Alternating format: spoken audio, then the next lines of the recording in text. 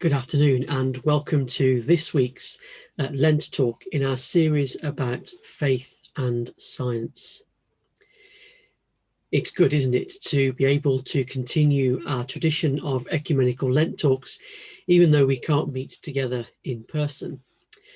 Although I have to say that this year the quality of the soup has taken a real nosedive, and I miss the days that we could be together and enjoy soup together too. I must confess, I am not much of a scientist. I studied science until the day I didn't need to any longer and dropped it like a bit of a hot brick. But I live in a very ecumenical and scientific household. My wife is a Baptist science teacher whose specialism is geology. I dare not use Sheldon Cooper's gravel monkey nickname for geologists in her hearing. In some sense, then, the conversation about faith and science is now a constant commentary. Sometimes we find points of agreement and sometimes points of difference, but that's all part of the rich tapestry of life. My own interest in the discussion of science and religion was perhaps sparked on the day that I got stuck in Amsterdam airport for several hours. If you've been there yourself, it was not because I was lost in the myriad of corridors trying to find my way from one gate to another, but because of a flight delay. I had nothing to do except to find a book to read, and the best book I could find to buy was Richard Dawkins' The God Delusion. It's been some years since I read it, but a few things stuck in my mind. At the end, I remember thinking that if my faith was in the God that Dawkins describes, that I wouldn't believe in that God either. And I also remember the arguments about God being God of the gaps. An argument that says that gaps in scientific insight prove God's existence. Or to put it another way, as scientific knowledge increases, our need for God decreases. I never found this a very helpful argument, either in proving or disproving God. As has been said in the first two talks in this series, scientific revelation must reveal something about God and give us the awe moments that Mark spoke of last week. Deep down, I am uncomfortable with any attempt to separate science and religion into two competing systems. Both are of the same, and both raise questions of the other. So I guess I come to this series not seeing a polarization of faith and science, as David and Mark have helped us to explore in the first 2 weeks. I come to it knowing that both are part of the same. And so today I want to take us on a different tack to look at some of the ethical questions that scientific advancements pose. Take the Manhattan Project as an example. During World War II, J. Robert Oppenheimer, an American theoretical physicist, became known as the father of the atomic bomb.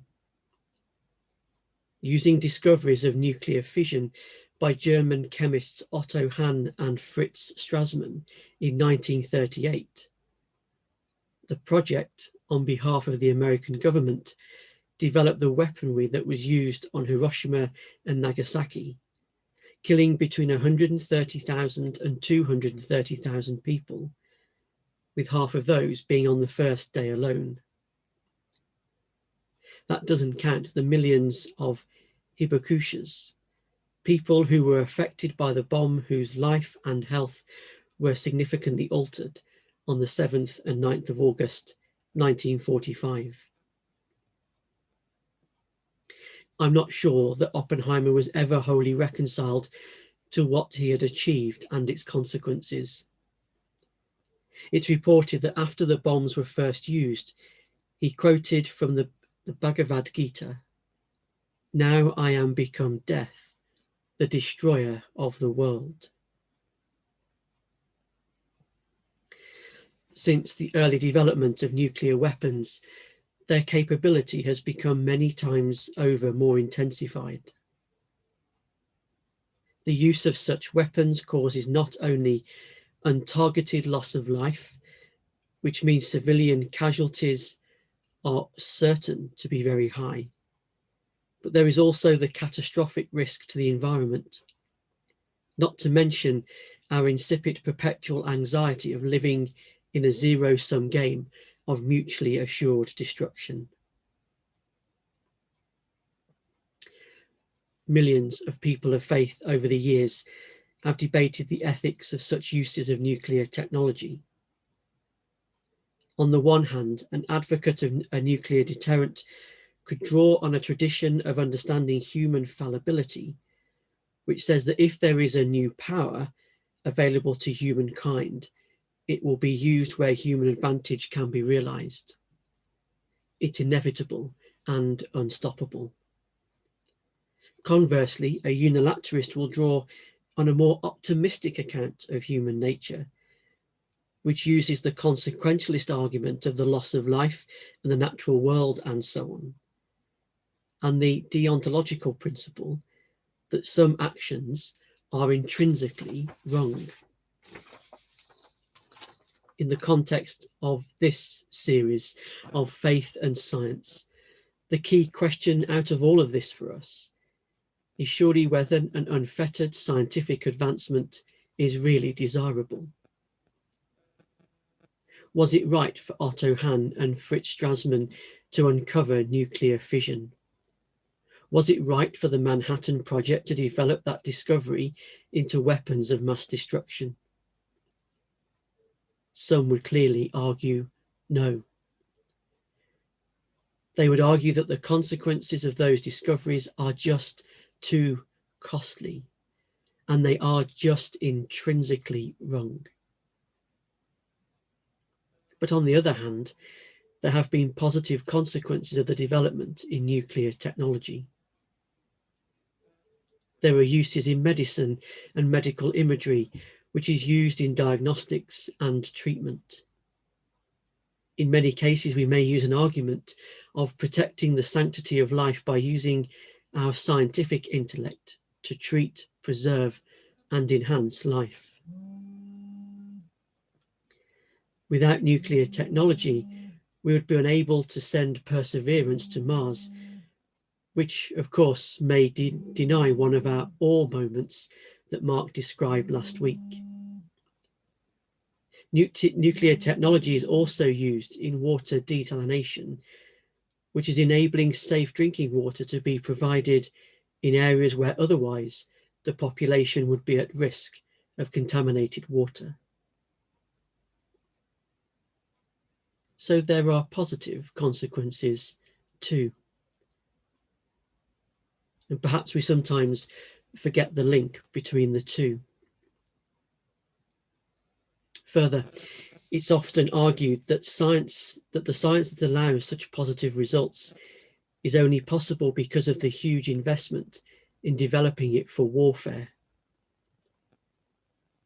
So without the need to develop nuclear technology for warheads, we wouldn't have the other consequences on which we rely today. So where does this leave us? As always, with no easy answers, but perhaps more questions. Should we live in a world where there are no controls on the ethics of scientific development? To what extent should faith influence the ethics of scientific development?